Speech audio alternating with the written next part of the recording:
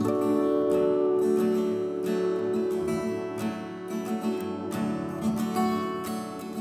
atas jantung, sakit ginjal, kecing manis, batuk beduk. Si orang kok gimana? Nggak ada. Adiknya saya tantenya. Kemarin. Kan kerja di rumah sakit, sering begadang ya. Oh, Sampah.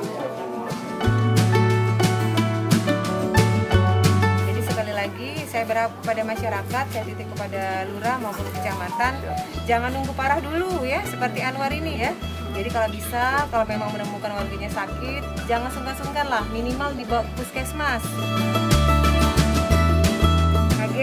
Mengenai masalah Anwar, tidak usah khawatir, kita urus Kartu Indonesia Sehatnya walaupun ada masalah identitas ya, lagi kita upayakan.